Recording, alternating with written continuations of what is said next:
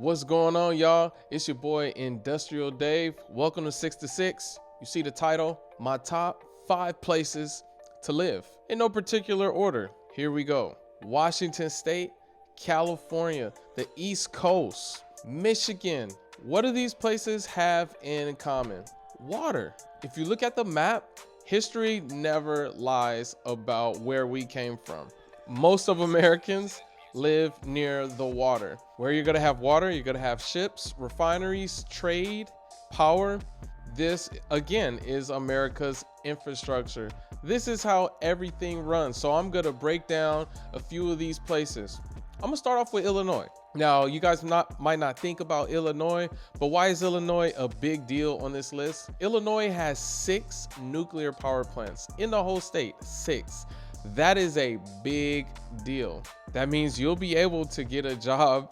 You've got 6 opportunities. Some states don't even have any nuclear plants, right? Another part of this list, California, right? Now, yes, California, again, is expensive. We talk about this, but there is a part of California that has to deal with trades. All of it. You've got the Bay Area and you've got LA and San Diego. What does it have to do with anything? The water. There's tons of refineries. In the Bay Area, you've got a shipping port, which means you could get in the longshoremen's. They've got shipyards. You go down to San Diego, they've got another shipyard down there. You've got General Dynamics. You've got, I think there's a Huntington Ingalls facility down there where they build ships and maintain them. And not only that, but you got the Port of Long Beach. Again, longshoremen. And in LA, I think LA has like 5 refineries, man. Plenty of opportunities for you to think about where you want to live. Now, I know there's a bulk of people that also travel, so this is more towards people who, you don't want to travel anymore, or for me, your best opportunity to not have to travel in these type of states. Now, I also mentioned Washington State.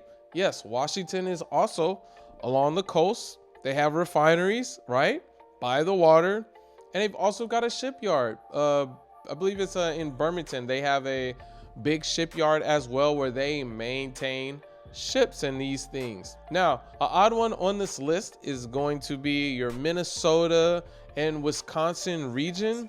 Why? In that whole region, you have Lake Michigan.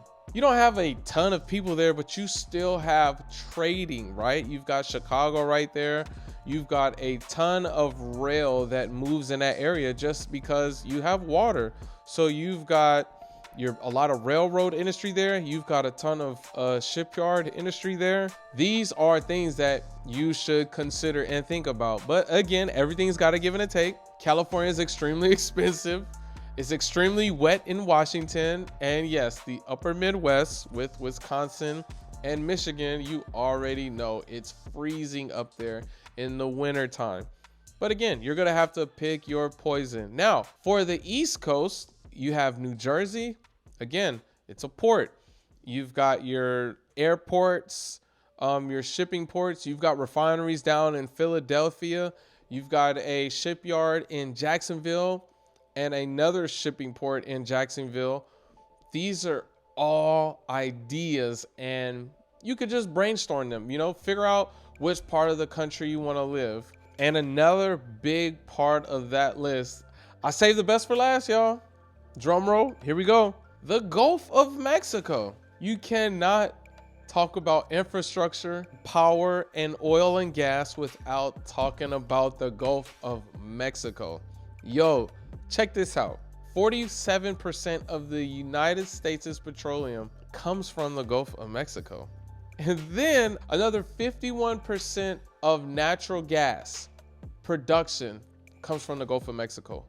Offshore drilling, you've got all these refineries. I don't even know how many refineries are down. I think you got about maybe 10 between I think it's like between San Antonio and Lake Charles, Louisiana, and even down to Mississippi. But that corridor along I-10, you've just got refineries out of the wazoo. They are everywhere. Now, your boy Dave, I am a big proponent of union jobs. Now, I talk about this in other videos where down in the South, they're not really strong on unions, right? And it's just part of the statistics. They're really not.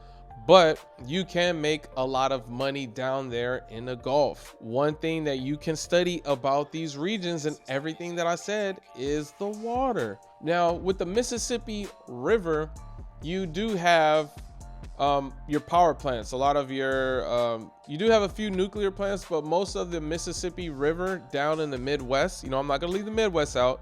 You have a lot of coal-fired power plants. Now, we are starting to move away from coal. You know, I am a big supporter of industrial jobs. I'm a big supporter of coal, but they're just figuring out technology with building these natural gas plants that you can get almost the same amount. They can create the same amount of power, right?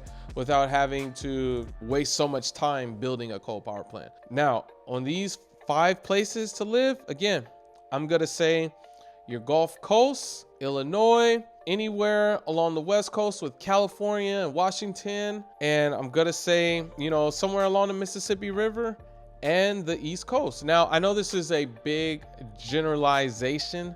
This is something that you can study and you can kind of figure out which way you want to go from there, right? I didn't want to take too much time from you guys. Stay tuned. I got plenty of more content. I'm just putting bugs in you guys' ear, and you guys have an industrious day. Thanks for tuning in.